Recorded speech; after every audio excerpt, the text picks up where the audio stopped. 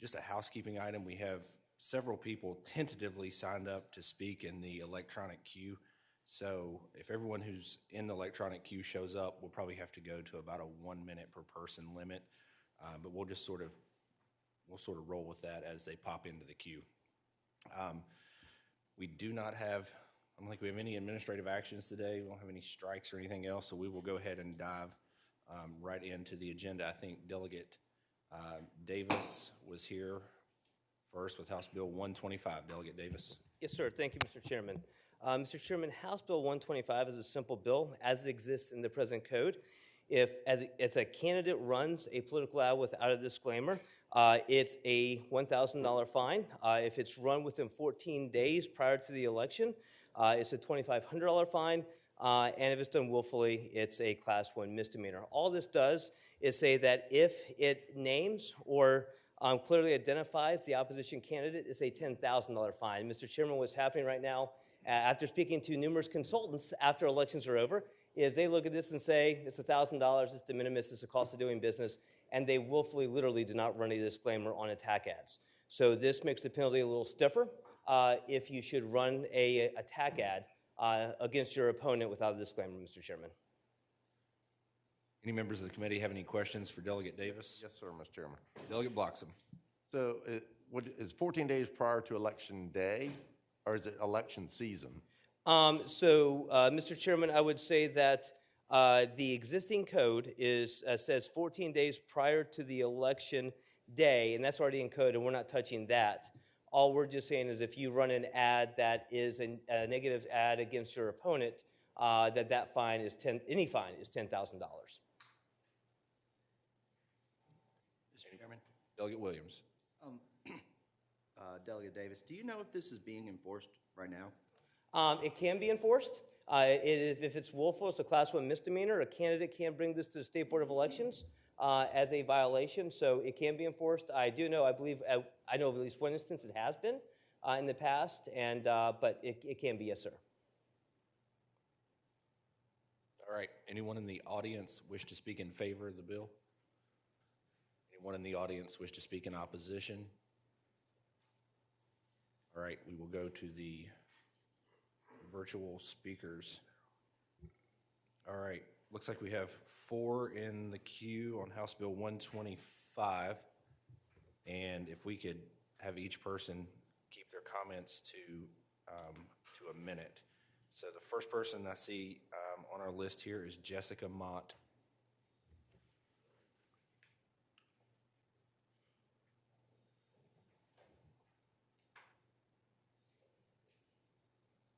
Jessica, will you please unmute? Okay, Jessica Mott from Virginia American Promise. We support this bill. Thank you. We have Janet Boyd. Hello, thank you for this opportunity. The League of Women Voters of Virginia supports the bill and encourages you to pass it today. We strongly believe that the current laws are not strong enough now to provide enough of an incentive to follow the law. So thank you very much for your consideration. Thank you. We have Nancy Morgan. Thank you very much. I'm the coordinator for the Virginia chapter of American Promise, and we support this bill. If you remember, we're coming off the most expensive elections in Virginia history, and approximately $7 million were spent on obscure ads attacking candidates. So we feel that this bill, there needs to be financial disincentives to launching obscure attack ads against candidates. It should be noted that in order for this legislation to be enacted, HB 492 needs to be passed, which is the first step to building an effective monitoring and oversight capacity within the Board of Elections. Right now, the department doesn't have the capacity in either the staff or financing to undertake effective oversight. So thank you, Delegate Davis, for introducing this bill. Thank you. And Karen Greenaway.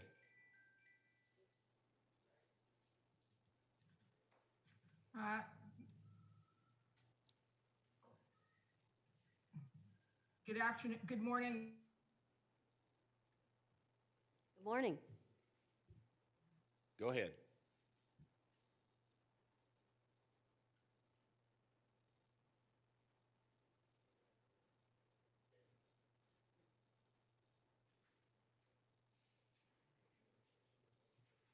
My apologies, I'm having some technical issues. I'm in rural Virginia. My name is Karen Greenaway. I'm a member of American Promise Virginia, and we support this bill. Thank you. Thank you. Any further questions to Delegate Davis? Want the last word? No, I hope the committee looks favorably on this, and I appreciate the time this morning, Mr. Chair. Thank you. All right, committee operates. I have a motion. By motion. Delegate Bloxham. Move to report. Second. A motion to report properly seconded. Members wishing to vote, vote on the electronic voting board.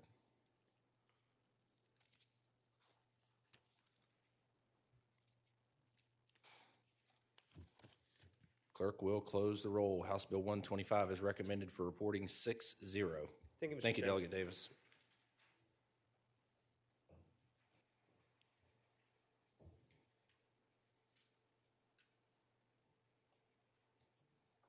All right. Delegate Bulova, you have a trifecta. Come on up. How are y'all doing? Good morning. 7:07 a.m. subcommittee. We're okay. Anyways, thank you, Mr. Chair and members of the subcommittee. I do have 3 bills before you dealing with campaign finance reform. Each are independent of each other, but they are mutually supportive. I also want to thank you, Mr. Chair, for being part of our joint subcommittee on campaign finance reform that met a couple times over the summer and during the fall. And I guess for the new members, it had been at least 30 years since we had really looked at our campaign finance laws in Virginia. That's a long time. A lot has happened in that time period.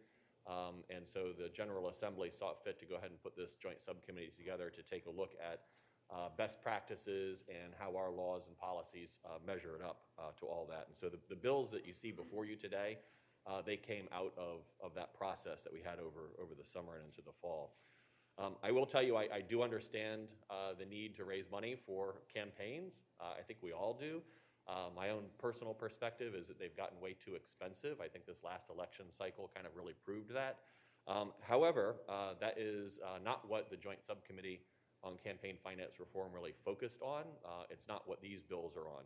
Rather, what the subcommittee focused on was making sure that our current campaign finance reporting systems are transparent so that voters can have a place where they're going to go and be able to rely on the information they're getting with respect to who's donating to who and whether that makes a difference in terms of who they want to go ahead and vote for. So, Mr. Chair, the first one is House Bill 492. And so we do have campaign finance disclosures in place, which is great. However, once a report is filed, there's actually no review process to ensure that there's any accuracy or that all the information is there. This gets a little bit to what was alluded in terms of Delegate Davis's bill. So they check to make sure that you've gone ahead and filed the bill, but nobody ever goes ahead and lays eyes on it to make sure that all the things actually match up. And so as President Ronald Reagan used to say, trust but verify. This is all trust, absolutely zero verify. And so that's what this legislation tries to get at. Our neighbor to the south, actually North Carolina, is a great example of a state that has a robust system. And so they've actually got a team of people after each election cycle to go ahead and look through campaign finance reports to make sure that they're accurate. The legislation before you today is actually based on bipartisan legislation that was championed in 1994 and 2000 by Delegate Jim Scott, a Democrat, and then Delegate Chris Jones, a Republican. And it basically has really just 2 very simple components. The first is it sets expectations for the retention of records by your treasurers, right? And so you want to make it very clear what kind of stuff do they need to hold on to that somebody might go ahead and review in the future. Not little tiny things. These are expenditures that are $500 or greater, and there's a certain amount of time that's prescribed in the bill that a treasurer needs to hold on to these. The second one, and really the most important, is a randomized review process. And so the idea isn't that everybody needs to be reviewed, right? So the IRS doesn't go ahead and review every single taxpayer. It's really the expectation that you could be reviewed that goes ahead and makes sure that when you are doing your finance reporting, that you're paying attention to the details. And so the reviews in this bill are per election cycle, and so it's 100% of your statewide candidates. There's few enough of those to make that plausible. 10% of candidates for House and Senate, and then 1% for local office.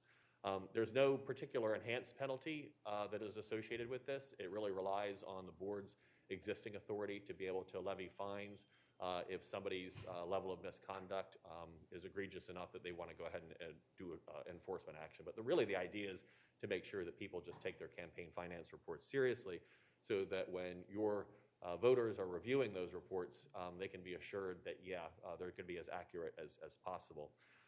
I will mention that there is a fiscal impact. I do have a budget amendment in. As was kind of mentioned with Delegate Davis's bill, board or elections right now don't have the staff necessary to even enforce what is already on the books. And so while this is very important, we want to make sure that they can enforce what they're already doing and then go ahead and review and make sure that what's coming in is accurate. And so I do have a budget amendment in that would go ahead and keep Department of Elections whole. So that is that bill, Mr. Chairman. Thank you, Delegate Bulva. And this, you're correct, this one does have a letter. So if Yep. subcommittee's pleasure, but it would need to be recommended to report and refer to appropriations if that's what you choose to do. Yes, sir. All right. Any members of the subcommittee have any questions of Delegate Bulva? Yes, sir, Mr. Chairman. Delegate Bloxham. Your budget amendment, I'm trying to figure out, you did not, it's a placeholder, or did you put a dollar amount on it? We actually put a dollar amount on it. We worked with Kim McKay in appropriations. She oversees the elections topic area, and she actually worked directly with Commissioner Piper, and I think it came out to 2 FTEs that between the two of them could go ahead and cover existing enforcement and then this additional responsibility. So not a huge sum of money, but 2 FTEs, and we were able to be as precise as possible. Mr. Chair. Delegate Williams. Aren't we all held accountable already by the criminal code, and we're already trying to cover our tails just to make sure that we don't do anything wrong? I mean, isn't this already law? In the code right now, State Board of Elections does have the ability to go ahead and fine you. The problem is that there's nobody at the State Board of Elections that is actually reviewing it to make sure it's accurate. And so what you're relying on is hypothetically a third party being able to figure out that there is an issue with your reporting and then bringing that to the board's attention. That's not really realistic, and that's not really something that we should rely on our citizens to do. When we go ahead and put in our conflict of interest forms, the Ethics Council goes ahead and takes a look through, and in fact, I always appreciate it when they say, hey, you missed this, or you need to do that. And so it's routine when you're doing something like that somebody is going to go ahead and review it, as opposed to just sticking it in a file. And that's all that this does, is doesn't rely on a citizen having to go ahead and dig through files or make inquiries. This allows the state to go ahead and do its job. Mr. Chair. Delegate Williams. This applies to local and constitutional officers as well? Yes, sir.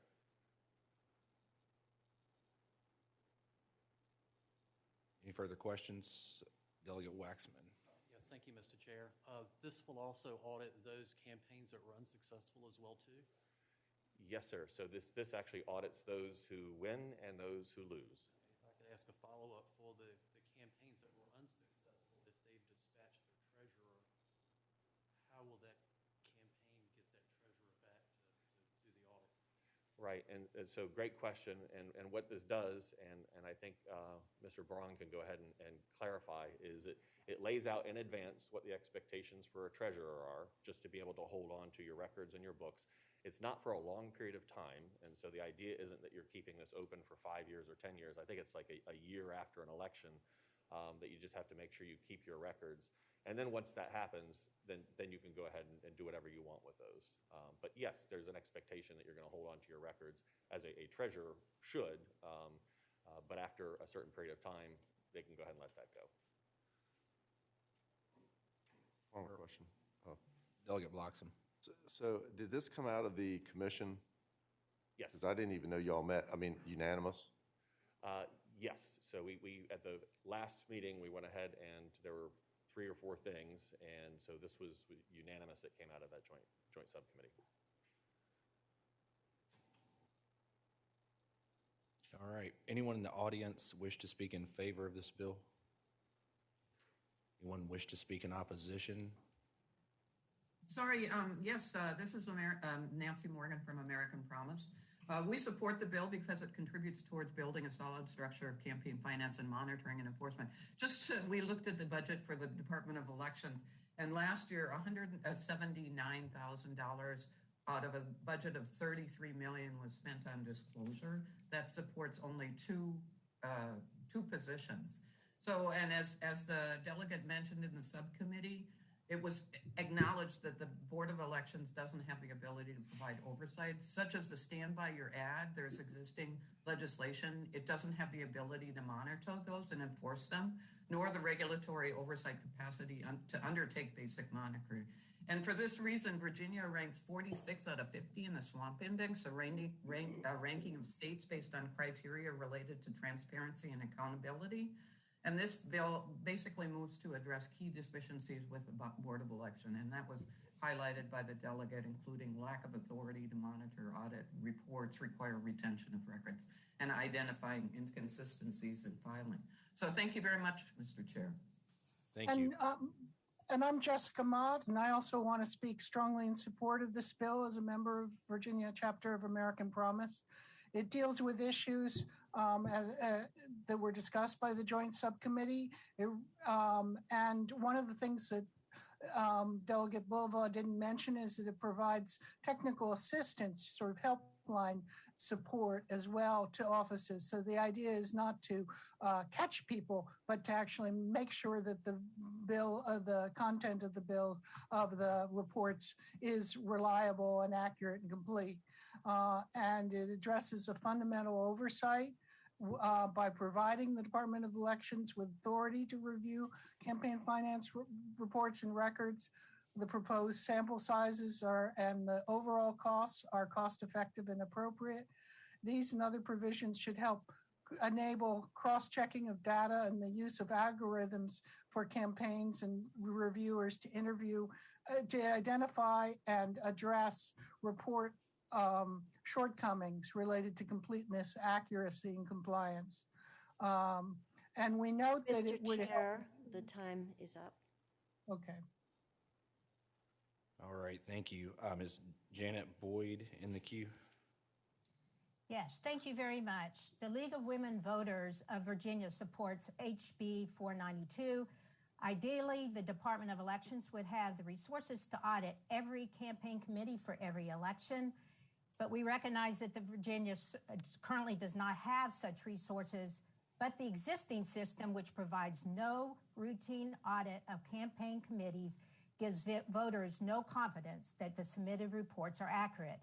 A review of a percentage of campaign committees with a necessary report will provide a strong incentive to each campaign committee to prepare accurate reports and give voters a greater assurance that their reports can be relied upon. And I also wanted to add, since Delegate Bulova is in the room, that we definitely appreciate his leadership on the joint subcommittee. Thank you very much. Thank you. Is Karen Greenway still in the room? Yes, good morning. Thank you. This is Karen Greenaway from the Virginia chapter of American Promise. We strongly support this bill. This bill would bring Virginia up to the standards that approximately 95% of the other states in the United States have. We are currently woefully technologically behind as it relates to our campaign finance disclosure system, as well as its availability to the public. And we appreciate Delegate Bulova working with the subcommittee, joint subcommittee, to identify this issue as something that Virginia could move to and would be something that would support both the candidates as well as transparency for the general public. Thank you. All right, thank you. Are there any additional questions of Delegate Bulova from committee members? All right, committee operates by motion. Second. We need to report and refer. Second. This has been a motion properly seconded to recommend reporting and referring House Bill 492 to appropriations. Members wishing to vote, vote on the electronic voting board.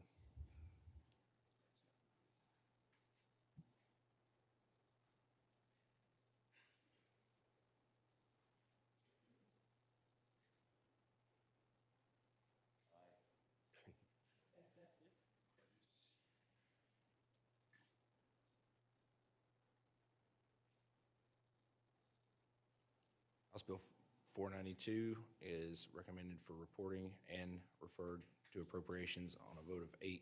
Great. Thank you, Mr. Chair.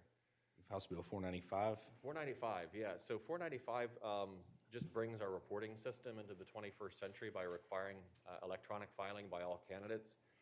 So right now, you and I have to go ahead and report electronically. Local candidates and independent expenditures, and independent expenditures can be pretty large, can still file using paper. And so that slows things down and inhibits transparency. I would note that local candidates are already required to file their conflict of interest statements electronically. So this is not something that's going to be new to them. They already have the capability of being able to file electronically. I'd also further note that if you adopt Delegate Tim Anderson's idea of having some kind of searchable electronic database, this will really, really help to go ahead and make that interface smoother so that you're not relying on somebody from elect having to go ahead and take a paper form and go ahead and translate that. So it just streamlines the process, something that our local candidates are already used to. Certainly for independent expenditures, when you've got things that large, they should be able to go ahead and file electronically. And that's all the bill does, Mr. Chairman. All right. Any questions of Delegate Bulova? Yes, sir, Mr. Chairman. Delegate Bloxham. So the statement of economic interest is a one-time-a-year filing, correct? Correct. But the campaign finance is an ongoing throughout the whole process. Just like you and I, Right. Yeah, leading up to an election, it's going to be multiple times, and then it's less throughout the year. Yeah. So my question is, do you think that some of these areas that are less connected will have more of an issue? Because finding a computer with the internet one time a year might be a little different than doing it on an ongoing basis like we have to do with the campaign finance. Yeah, no, and I appreciate that question, Delegate Bloxham. I guess if you already are doing the conflict of interest form electronically, it probably means that you've got access if you're a local elected official. I will say that we're going to make some excellent investments in broadband, and we're going to hopefully take care of that problem once or for all. But I think by and large, if they're able to figure out a way to go ahead and do conflict of interest, they should probably be able to go ahead and do electronic filing for disclosures. Delegate Waxman.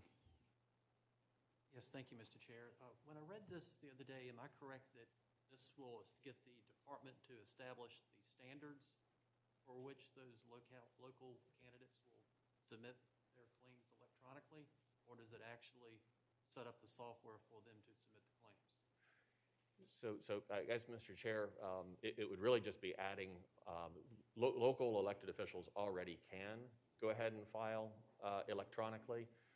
And so the infrastructure, the software are already all in place in order to make that happen. This would just say, hey, everybody needs to go ahead and file electronically, and that makes it much easier to go ahead and manage their database and doesn't force them to go ahead and have a paper copy that they'd be putting into the database. So yeah, the infrastructure is already there to go ahead and make this happen. It just ensures that everybody's operating off the same playing field.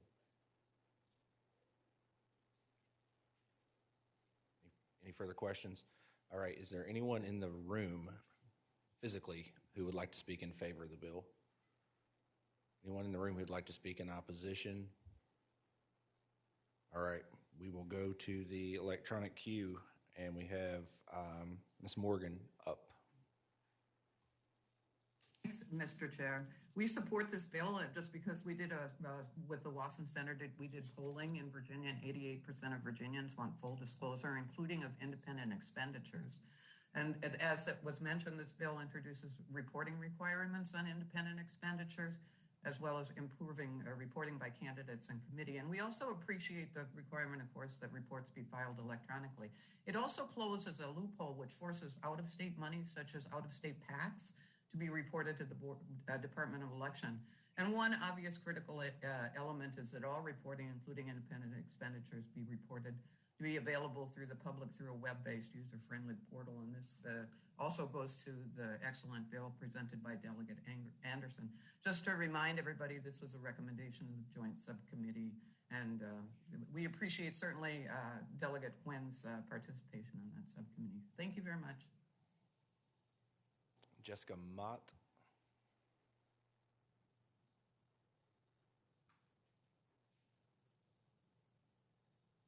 Jessica Mott, please unmute. Yes, sorry. Yes, we strongly support this bill, and parts of the bill pertaining to candidates who are electronic filing of candidate reports is largely comparable to a bill in the Senate, which has been approved both by the committee and by unanimous vote in the full House, SB 222. So I think I am very hopeful that we can really move this agenda forward. Thank you. Thank you. Bill Millhauser. Good morning. Thank you for the opportunity to comment. My name is Bill Millhauser. I'm a resident of Fairfax County. I strongly support this bill. It will result in a much needed modernization of our campaign finance reporting system and bring us on par with other states around the nation. Key components such as reporting on independent expenditures, electronic filing, and the public access to records through a web-based user portal are absolutely necessary to make our reporting system complete and accessible by the public. Thank you for your comment, for the ability to comment this morning. Thank you. Janet Boyd. Hello, the League of Women Voters of Virginia supports HB 495. All reports, regardless of office, should be electronic. Technology has developed over the years, making it easier to file electronic reports. Only by having these reports accessible on the internet can voters have the information they need to understand the contributions made to each candidate. Thank you very much. Thank you. And Karen Greenaway. Yes, good morning. My name is Karen Greenaway. I am from Caroline County, and I'm a member of a Virginia chapter of American Promise, and we strongly support this bill. This is the year 2022. We should be filing everything electronically for greater transparency to the public. Thank you. Thank you. Any further questions from the committee? Depending on what you want to do with this, this one also would have to be referred to appropriations if you so choose. So committee operates by motion. Chairman, I have a motion. Delegate Bloxham. Although I appreciate, I just can't imagine my local offices electronically filing the people I know that hold office there. So I'm reluctant to support this. I see the need. Once everyone is connected, I think it will be a bill to move forward. But at this time, I move to lay the bill on the table. Second. A motion made and properly seconded to lay House Bill 495 on the table. Members wishing to vote on the electronic voting board.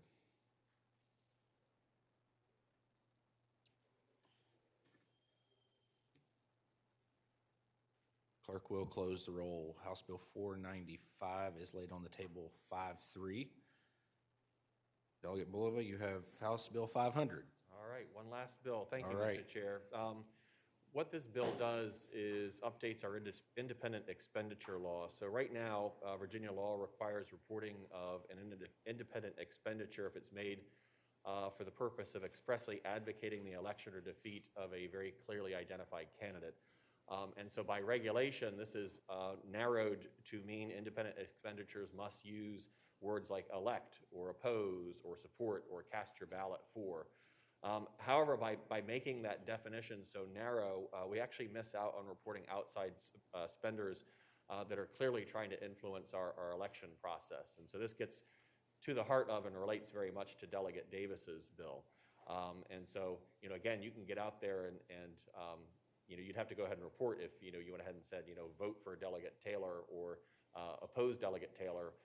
But if you had a campaign ad that prominently featured you, but just said how bad a person you were or how wonderful a person you were, that wouldn't come under the independent expenditure disclosure law. That's a real problem in terms of fairness to the voters, but also to candidates that wouldn't be included in that definition. And so, again, what this bill does is expand that section by requiring disclosure for electioneering communications. And by electioneering communications, that's defined as any message that clearly references an identified candidate, is targeted to the relevant electorate, and that is published, broadcast, or distributed within 30 days of a primary or 60 days of a general election. So it's a pretty clear threshold that you'd have to go ahead and meet. But again, it's meant as transparency for the voters, but quite honestly, it's meant to also just be fair for candidates that are subject to these kind of communications that don't use those magic words, but absolutely can influence the outcome of an election with enough money. So anyways, that's what that bill does. Really appreciate your consideration. And again, I know there's folks who want to testify on this, but appreciate your consideration of the bill. All right, any committee members have a question of Delegate Bulova? All right, anyone here in the room wish to speak in favor? Anyone wish to speak in opposition? All right, we will move to the electronic queue. We have Ms. Morgan. Thank you very much, Mr. Chairman. We support this bill, which provides valuable updating of definitions in the Virginia Code to allow all legislation to be more legally in tune to the challenges of money flowing into our elections right now from undisclosed sources. It was a recommendation by the Campaign Legal Center, which provided a memo to the Joint Subcommittee, and this is based on national best practices. Thank you. Thank you. Ms. Mott. Yes, we support this bill. I just want to reiterate what Nancy Morgan has said. Thank you. Ms. Boyd. Yeah, thank you. The League of Women Voters of Virginia supports the bill. The bill addresses the need in Virginia to better define what is an electioneering expenditure and how to apply our current rules to referenda elections. These changes would better ensure that Virginia law provides voters with more complete information on who is paying for these types of expenditures in reflection of how campaigns are currently financed. Thank you very much. Thank you. And Ms. Greenaway. Yes, good morning. I'm a member of American Promise Virginia. We strongly support this bill to bring Virginia in line with 95% of the other states in the United States and encourage that the filing of information that would be available to the public, as well as would identify potential financing of elections that is coming from dark money.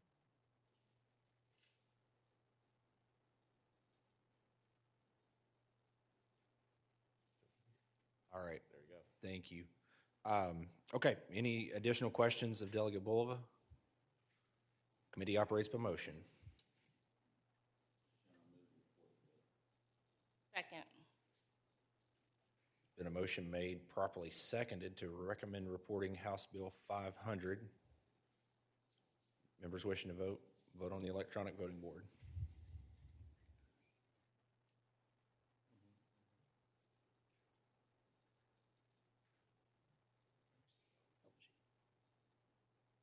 All right, clerk will close the roll. House Bill 500 is recommended for reporting 7-1. Thank you, Delegate Bulova. Thank you, Mr. Chair, and members of the subcommittee. I really appreciate your time. House Bill 86, Delegate Anderson. Good morning, Mr. Chair and members of the committee. House Bill 86 it adds one sentence to paragraph D of 24.2-946.1 of the code, and essentially requires the Department of Elections to maintain a database that has an interface that allows the exporting and compulating of data from the website. And I guess more simply, if you want to know what what a candidate is doing, or how much money they've raised, or how they've spent it, or how donors have given, I bet you all of you use VPAP. I would be shocked if anybody actually goes to our Department of Elections website. VPAP is not a government-run website. It's a nonprofit charity. And we all rely on this very core governmental function from an entity that is not governmental in nature. And so essentially what this bill will do is require the Department of Elections to have a interfaceable user website where we can use our state's website to get the data that should be available to the public without having to rely on a third-party charity. I have no angst against VPAP. I just believe that it is a core function of government to have a interface that is run by the government. There is a fiscal impact. The cost will be $147,200. I do have a budget amendment in for that request.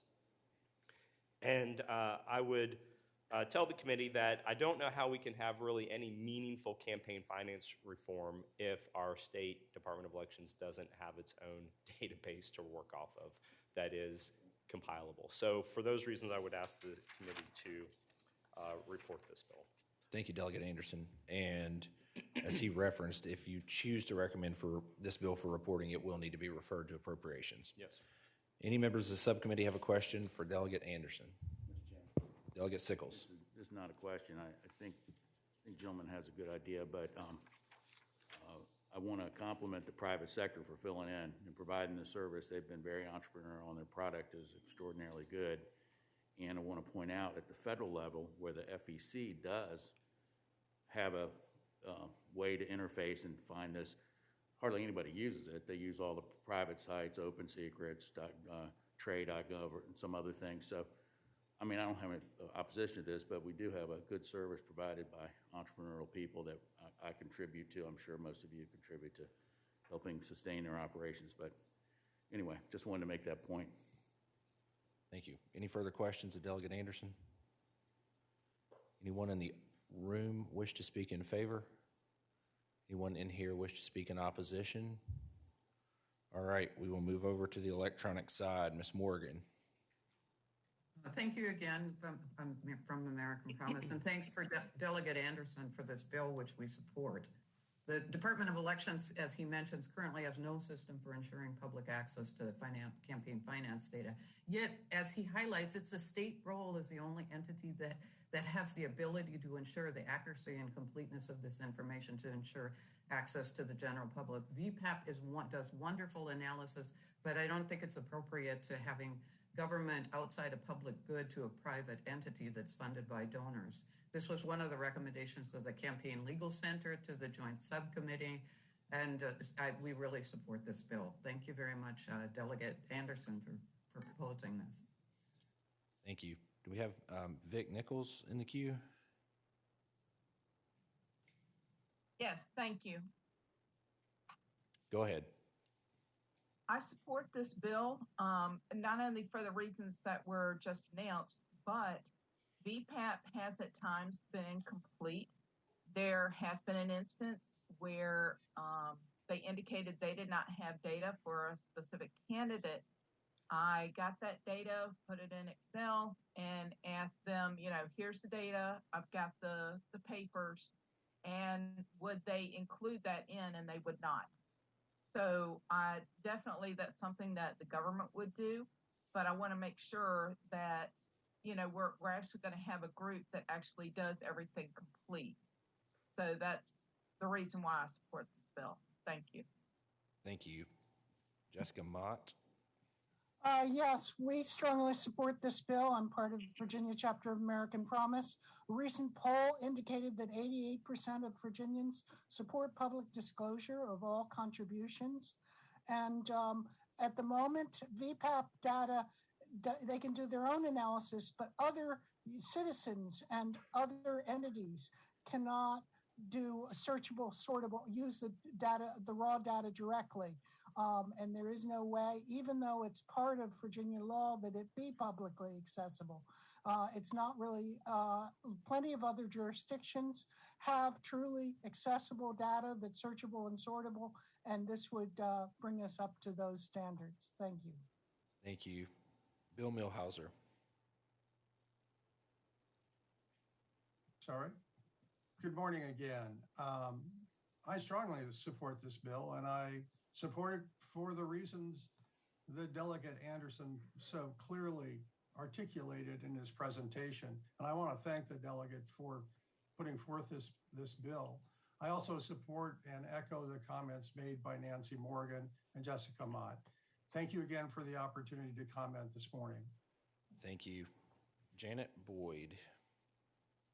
Thank you. The League of Women Voters of Virginia supports HB 86, The Department of Elections' current campaign finance database is inadequate for voters who want to know who is making contributions to a particular candidate and how much has been contributed.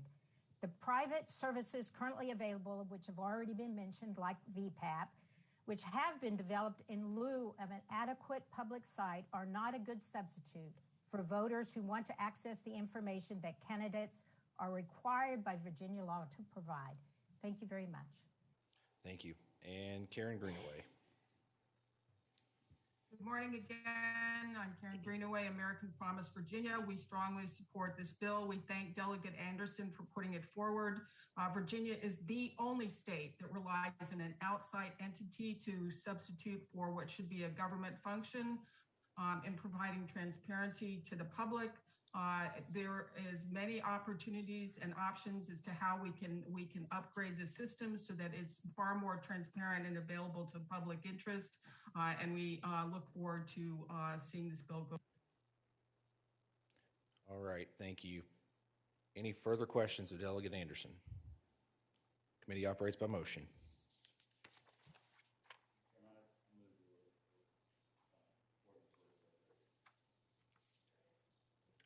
All right, it's been moved and properly seconded to recommend reporting and referring to appropriations, House Bill 86. Members wishing to vote, vote on the electronic voting board.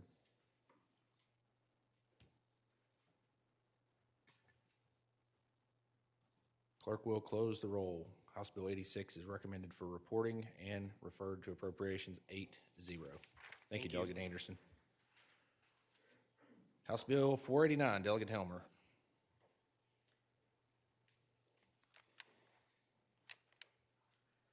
Good morning, Mr. Chair, members of the subcommittee. I'm very aware that I stand between all of you and coffee, so I will try to be brief. HB 489 is simply a disclosure law. As some of you may know, as a reservist, I'm an instructor in the Department of Social Science at West Point, and there I teach my cadets when they're doing reports to evaluate not just the content of information in the source, but the point of view in the source, who is speaking. And generally, it's been the policy in Virginia for us to do the same thing with campaign ads, allow voters to understand the content of those ads based on what's contained in them, but also the source of that information to give them evaluation. When the Joint Committee met and evaluated the state of our law, they noted that there is a gap with respect to independent expenditures and their electioneering communications, and that we ought to consider how to fix that gap. And this bill simply builds on that by requiring that when you do a electioneering expenditure and electioneering communication preceding an election, that you disclose who the top donors are when it's not already covered by law in those instances where you don't in case of an independent expenditure. All it says is, hey, you put out an ad. On that ad, it's going to have a disclosure on that says, these are the top 3 donors that sponsor this ad. That's it. It's simple. It's a lot of words to get there. I look forward to your questions, and thank you very much. All right, thank you. Any questions from the subcommittee of Delegate Helmer? Yes, sir, Mr. Chairman. Delegate Bloxham. I guess my basic question is the difference between this and the bill we passed before with David Bulova is just, you're saying you need the top 3, and he's saying who's sponsoring it. I'm trying to figure out the difference, and I don't like cross-section. Mr. Chair, I'd answer the delegate that they do 2 things. One, they align the definitions, but they actually don't do the same thing. One of them says, look, these electioneering communications, they use the same definition, so they'll be aligned in the code. All of these electioneering communications are covered by code. So in other words, if just by passing Delegate Bulova's bill, if a PAC does an expenditure and mentions the name of the candidate, they have to put a disclosure in. That doesn't exist in current law. That doesn't solve the problem, though, that we just saw where the current governor, Governor Youngkin, was attacked by an independent expenditure that didn't disclose the source of funds. Delegate Bulova's bill doesn't fix that. In this case, what will happen now is in that same definition of what an electioneering communication is, there will be a disclosure requirement of who the donor was. Delegate Bulova's bill doesn't cover that for independent expenditures, so they're pretty different, actually. They are different. They are both important and both critical. What his bill does is refer to electioneering communications and defines them. That applies now to candidates, to PACs, to everybody else. And what ours does is close the loophole on independent expenditures, which would still exist with Delegate Boliva's bill. Mr. Chair. Delegate Waxman. Thank you, Mr. Chair. It's my understanding that the ad would disclose the top 3 donors for that particular advertisement. Is that correct? Mr. Chair, that is, I would answer the delegate, that is correct, that it is the top 3 for that, so they get it in real time. I'm just curious as to some people would contribute to, say, a PAC without contributing to a specific advertisement piece. How would that PAC identify that that broader donation would apply to being one of those top 3 if that donor just donated to the PAC instead of the piece? Mr. Chair, I'd answer the delegate that in the case of an independent, that there are 2 cases that you can consider in what you just discussed. If it's a PAC conducting a coordinated expenditure, the PAC is just going to indicate that they sponsor the ad. So there's no change there. This is only really referring to independent expenditures, and it is talking about who the top 3 donors are to that group. So in the case where someone wasn't necessarily directing it, if they are a top donor, and usually in these cases, we're seeing, like in the case that we all know about with Governor Youngkin, Dominion had contributed a large amount of money to this independent expenditure that they use as a cutout to not put their name. This would deal mostly with that, where in that case of the independent expenditure, it would be clear who the top donors were to that, in that case. All right, Delegate Munden King. Thank you, Mr. Chair. This question for the patron. Does this bill put any limits on those expenditures or those top 3? Like, is it just the amount or are there any limitations? Mr. Chair, I'd answer the delegate thank you for that question. Delegate Boliva put it pretty clearly. Most of these bills that are in front of you today don't deal with limits. We're not focused on that, even though many of us would like to see that. This is simply a disclosure. So this doesn't change anything in terms of the limits or the lack of limits in Virginia law. It's just simply about knowing who the source of the funding for a significant piece of advertising in a campaign is. Delegate Maldonado. Thank you, Mr. Chair. I have a question for the patron. Go ahead. Thank you, Mr. Chair. We've talked a lot today about bringing our systems up to more current standards, and we've also looked at what other jurisdictions or states are doing, and I'm wondering here if you can share whether what you're proposing here is also practiced in other states and how that compares. Thank you, Mr. Chair. I'd answer the delegate that liberal bastions like South Dakota, Florida, and Alaska all require disclosure on their ads and have these ads, and equally conservative bastions like Connecticut, Rhode Island, and Massachusetts. So we have good bipartisan, in jest, of course, like we have both Republican and Democratic states that have just said, look, we should know voters should know who is actually spending money on these ads, and this is a fairly simple way to get there. Delegate Taylor.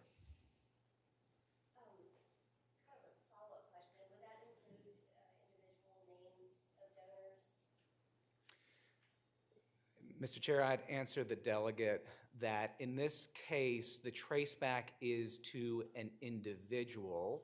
Again, this is only for independent expenditures. And what this does is actually require the name of the person who is authorized to make the expenditure. So if you're going back to because what this does is prevent like a cutout from being used. So what it says is like the treasurer or the CFO or whatever, if it's an entity, is going to do it. Otherwise, it's the person. So if Michael Bloomberg gives $1 billion to support an independent expenditure, that he would be then listed as the principal, as the individual. Delegate Williams. I guess I'm just wondering, is this not already happening through our reporting system in that if we put a PAC name, like let's just use a PAC as an example, the name is there, and then you can go research the name and you can see who gave to that PAC. Isn't this already kind of being done?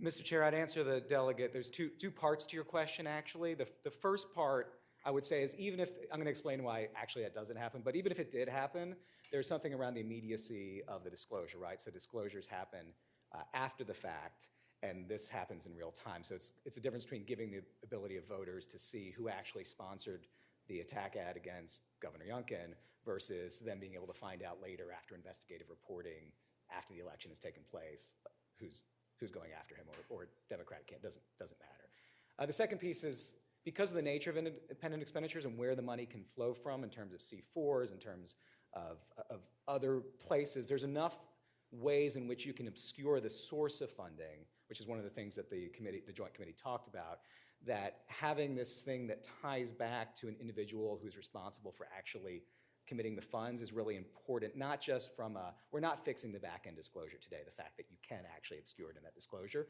which you can, and not every entity, by the way, that involved in electioneering communications in Virginia is required to report as well. There's a 50% threshold, there's some other components there. So one, you might not actually see it. Two, even if you do see it, it may actually obscure who's controlling the money. It still may be another cutout, or it might be money flowing in from somewhere that you can't identify even after tracing it back.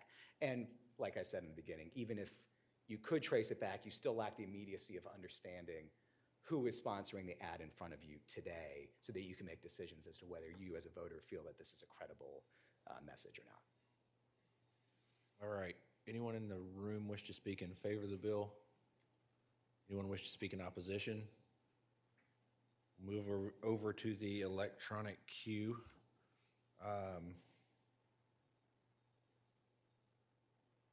Let's see, Ms. Morgan.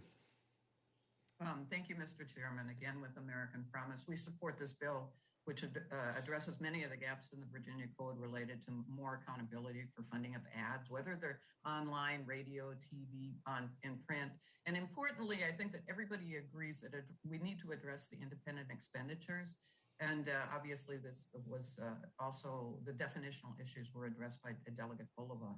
Just to reiterate, 88% of Virginia voters want full disclosure and more transparency in reporting. We thank the delegate for this bill, and it addresses some of the key gaps that were mentioned in the joint subcommittee that has been mentioned before. And it also, in testimony by the Campaign Legal Center, they recommended this based on best practices, and it was mentioned by the delegate. This is a best practice introduced in many states. And it also, importantly, this bill mirrors a bill that was introduced on the Senate side by Barbara Favola, and it went through the P&E committee in the Senate, and it was approved in the Senate on January 24th with a bipartisan vote. So thank you very much. Thank you. Janet Boyd. Thank you. The League of Women Voters of Virginia supports HB 489 for a lot of the same reasons that we just mentioned with regard to Delegate Bulova's bill, HB 500. Both bills work conjointly to better ensure that Virginia law provides voters with more complete information on who is paying for these type of expenditures. It does it in an immediate way, as Delegate Helmer just mentioned, in reflection of how campaigns are currently financed. Thank you very much. Patrick Llewellyn. Good morning, Chair Quinn and members of the subcommittee. My name is Patrick Llewellyn, and I'm the Director of State Campaign Finance at the Campaign Legal Center. CLC is a nonpartisan, nonprofit organization based in Washington, D.C. that works to advance democracy through law at the federal, state, and local levels. I'm testifying in support of HB 489, a bill that would improve campaign finance disclosures in Virginia and help ensure Virginians know who is spending money to influence their vote and thereby aid them in participating in the processes of democratic self-government. And the bill does so in two ways. First, by ensuring that electioneering communications, which are ads that reference a clearly identified candidate close to an election, but that don't expressly advocate for the election or defeat of that candidate, are subject to disclosure requirements. The bill fills an existing gap in Virginia law. Second, by requiring certain political ads to include a disclaimer that identifies the top 3 contributors to the sponsor of that ad, the bill provides important information about the sources of political ads to Virginians at the time that they see those ads. Thank you. Thank you. Karen Greenaway. Yes, good morning again. I'm with the Virginia chapter of American Promise. We strongly support this bill and we thank the delegate for putting it forward. I would only add to the testimony you've already heard that $7 million of independent expenditures came into Virginia in the last campaign, and that is money that we cannot trace. And this bill would help fill that gap so that we'd be able to know who is putting this money in Virginia elections. Thank you very much. Thank you. And Jessica Mott.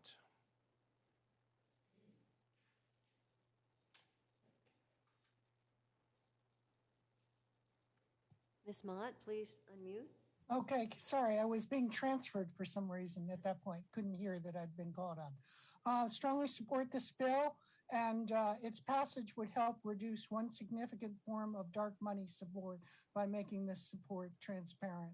So we really hope that you can pass this bill and hope that you can address this form of communication that implicitly affects, gives messages that directly affect intended to affect election votes.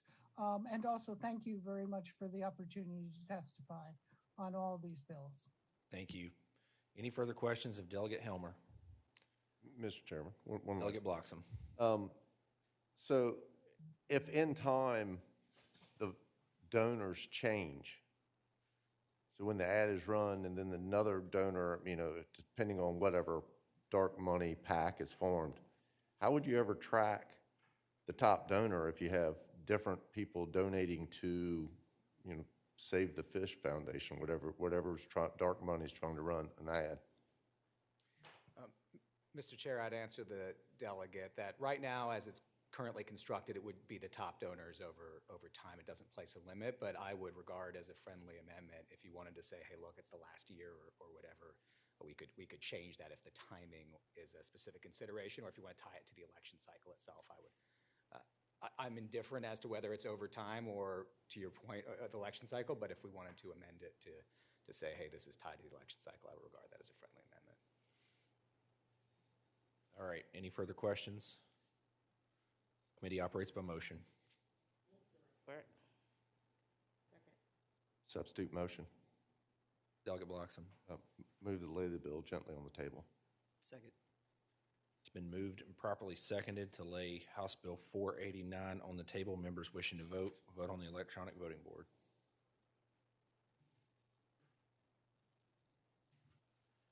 Clerk will close the roll. House Bill 489 is laid on the table by a vote of 5-3.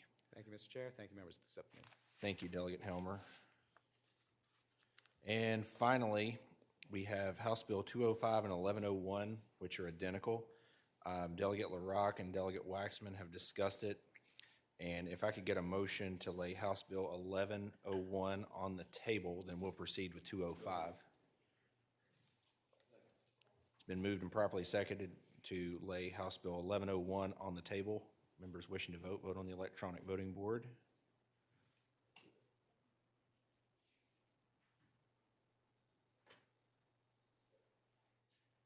Clerk will close the roll. House Bill 1101 is laid on the table 8-0.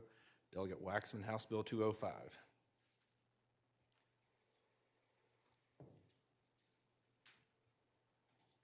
Thank you, Mr. Chair, for allowing me to present House Bill 205. I apologize about the laying on the table of Delegate LaRock's Bill 1101. It wasn't until yesterday I realized that there were two, and I did not get a chance to catch up with Delegate LaRock until late last night.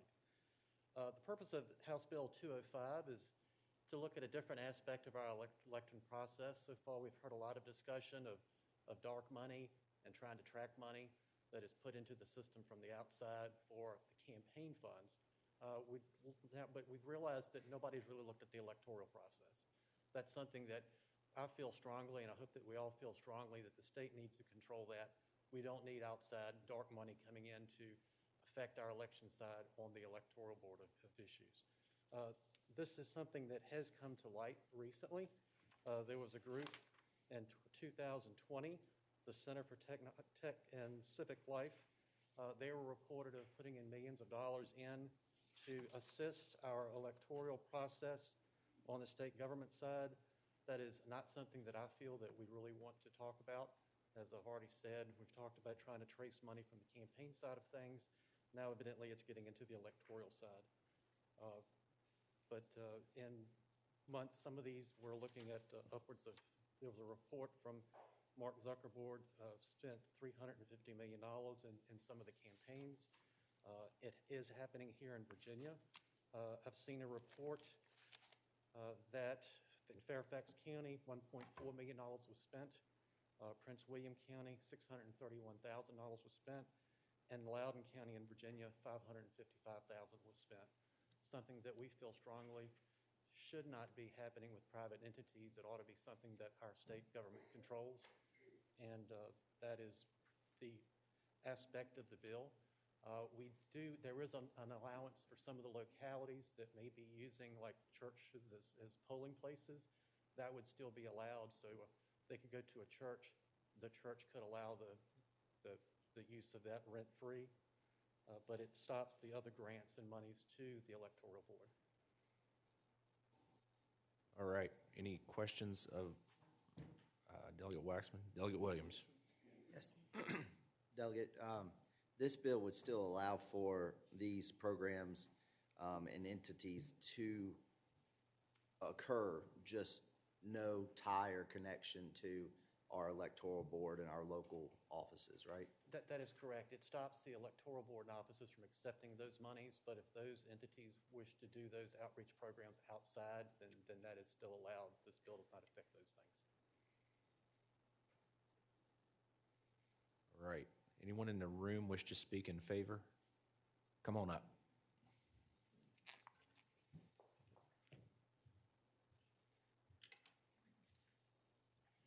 Good morning. Thank you for having me this morning. I am Melody Clark with Heritage Action, and I am a Virginian. If you care about Virginia and every person as a voter, I urge you to pass this bill to keep private money from influencing state and local elections and officials in Virginia. The companion bill to this was passed yesterday in the Senate P&E Committee. It's now up to you to pass this bill by voting yay here today. In 2020, Mr. Zuckerberg, as you have heard, funded the Center for Tech and Civic Life. CTCL refused to disclose the hundreds of millions of dollars it received from Mr. Zuckerberg. In total, it was over $25 million. This money was used in targeted areas to impact elections across the nation. In Virginia alone, they funneled $3.7 million to specific registrars' offices where they wanted to influence the outcome of the election. This should have never been allowed. Even under the purest of motives, private election funding given to government offices is inappropriate. It creates distrust. We work hard to take care of our family. I may not be a millionaire or a billionaire. I have no issue with those who are, but they should not be allowed to buy off our election officials and their offices. It's wrong to allow private funding of our government offices by anyone. Thank you for appreciating my position, and I urge you to support this bill here today. Thank you. Delegate Munden King, did you have a question?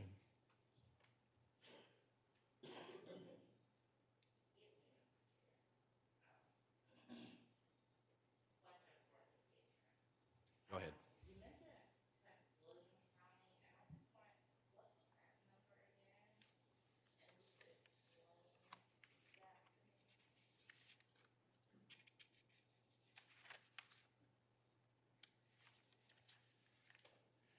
The number that I had for Prince William County was about $631,000. I do not have the specifics of what was spent there. I did watch the Senate testimony yesterday. It was Senate Bill 80. They did list quite a number of things that were done. One of the things that stuck in mind with me was they were funding lockboxes in certain areas of the district. There may be some more people online, I'm hoping, that can explain more. So just a quick follow-up question. Delegate Munden King. Thank you. So this is the county providing lock boxes.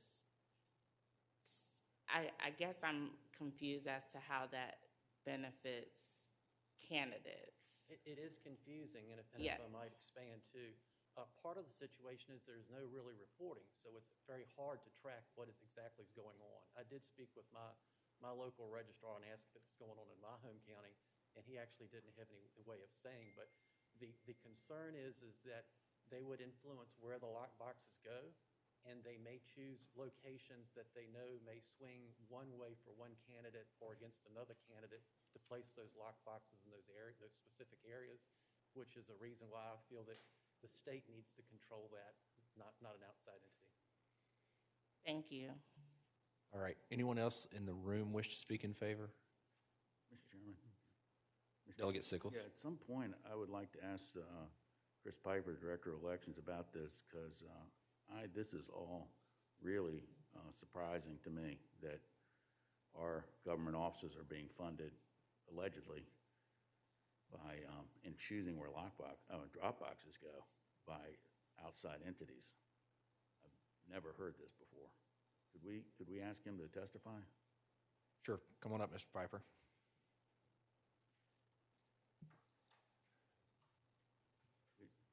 Hi, Chris Piper from the Department of Elections. Yeah, Mr. Piper, could you tell us about this problem as you see it, if it's a problem, or what this is about, and how your office has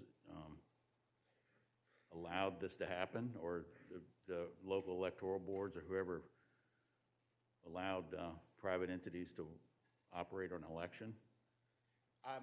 So in 2020, close to the election, there was funding provided from CTCL, which is Center for Tech and Civic Liberty, and then also the Center for Election Innovation and Research were providing grants to localities across the country in order to help with the unprecedented election that we had in 2020.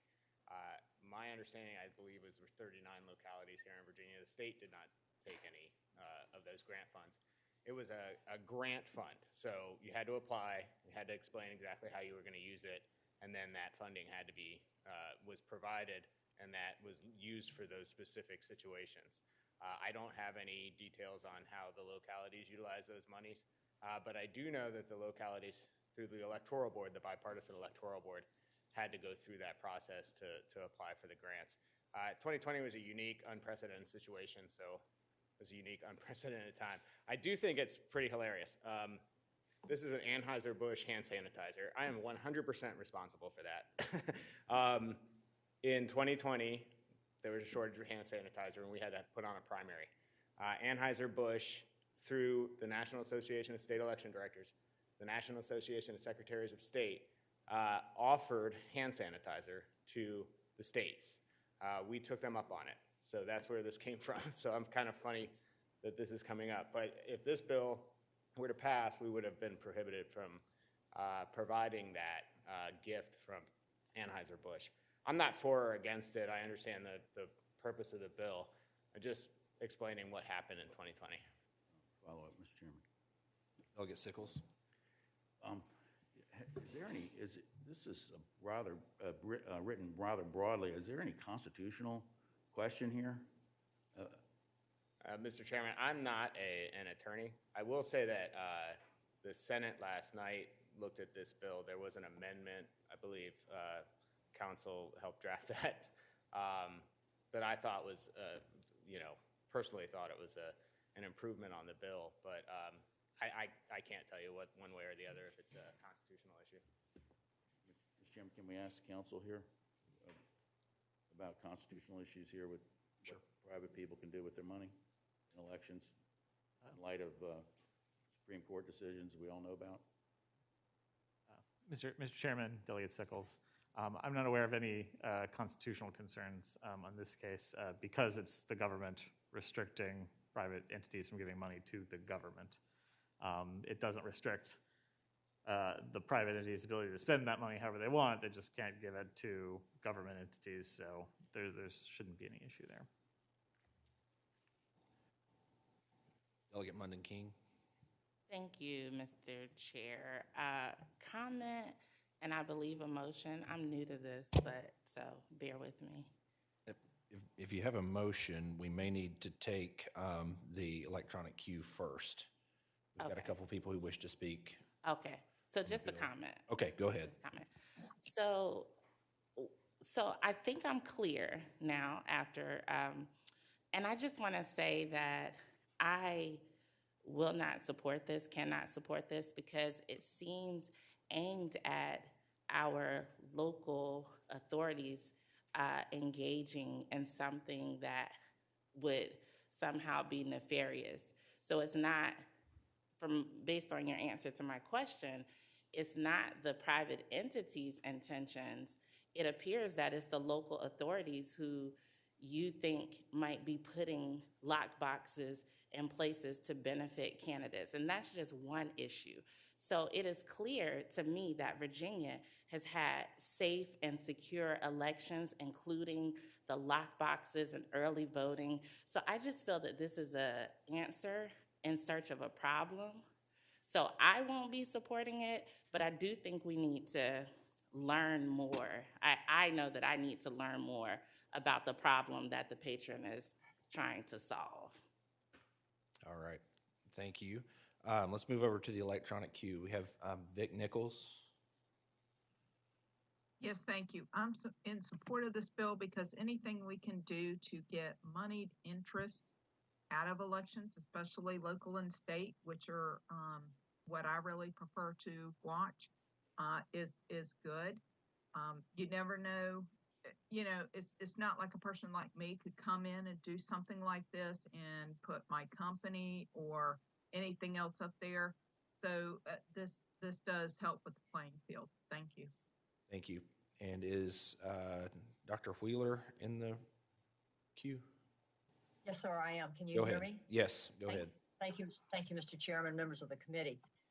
This bill, I am representing the Virginia Fair Elections Community, and I speak very strongly in favor of this bill. As you've heard, a very similar companion bill was passed 100% unanimously, 15-0 out of the Senate P&E last night, and there was lengthy discussion. A great deal of data was presented.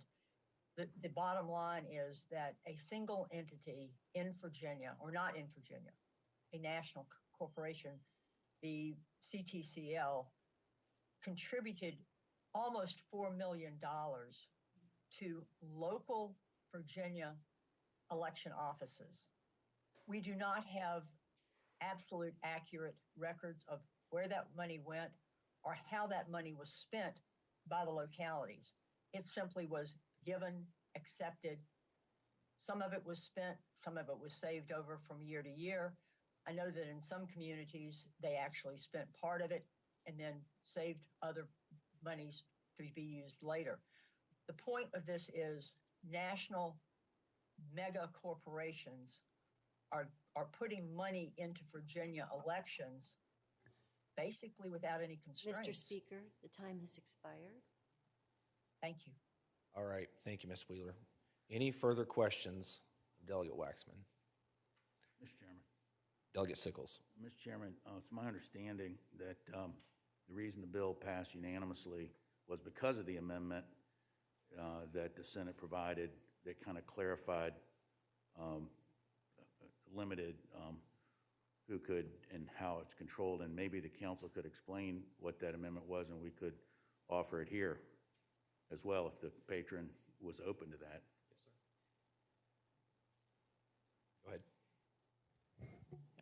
Mr. Chair, Delegate Sickles, the amendment we made in the Senate had to do with government grants, so government grants that might themselves be funded by private organizations. So it would be something to the effect of, on line 19, it says this section shall not be construed to prohibit, and then we'd insert a 1, and then it would be the operation of polling places, et cetera, et cetera. And then there would be, after the period on line 22, or Romanet 2, acceptance of a government grant funded in whole or part by private donations, something to that effect. Yes, Mr. Chair, if I might. Delegate Waxman. I think that I did watch the testimony in the Senate, and there were some questions about government entities. Could they basically give a grant to a vendor to purchase that vendor's services for that vendor to then perform what the government wants to do? Like, could a government contract out with a voting machine company for them to provide services? The answer is yes. There's nothing in here that would prevent that. but because that issue came up, I think that was the type of thing that there was a concern in the Senate, that they put that amendment in to clarify that those things are still acceptable. The government can still buy the services. It's just that the companies can't give the services to the government. Mr. Chairman, I'd move the amendment. The line amendment. Delegate Waxman, it's your bill. You okay with that amendment? Yes, sir, most certainly. Yes. Okay. Mr. Chairman? Well, Okay, so we've got a motion properly seconded on the floor to amend the bill as reported. That's debatable. Delegate Williams. yeah, my concern about the amendment is it could allow private companies to give a grant to the Parks and Rec Department and then turn around and give it to the state and local board of elections. That's my issue with that amendment.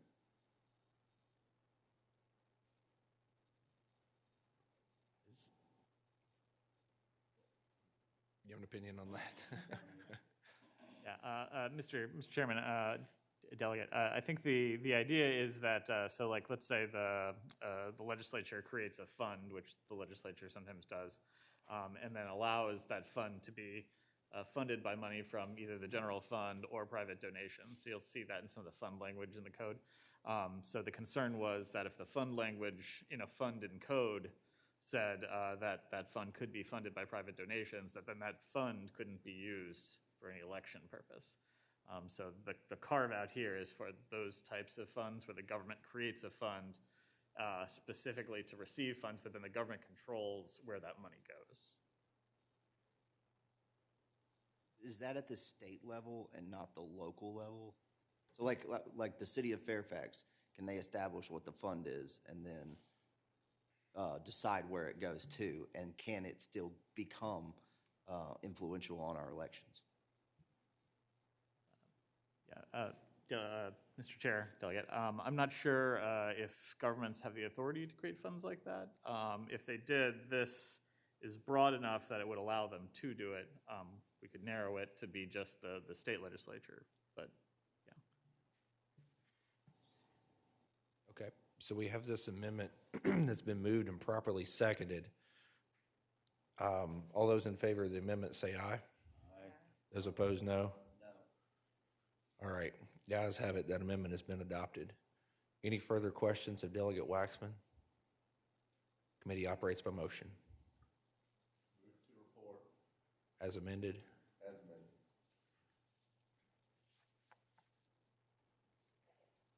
Been a motion to report properly seconded. There's been a motion that we recommend reporting with amendment and properly seconded House Bill 205. Members wishing to vote on the electronic voting board. May I vote by saying aye? Record Delegate Waxman as an aye. Clerk will close the roll. House Bill 205 is recommended for reporting with amendment by a vote of 6-1. Thank you, Delegate Waxman. Thank you, Mr. Chair. Is there a motion to adjourn? So moved. Second. All those in favor say aye. Aye. Committee's adjourned. Thank you.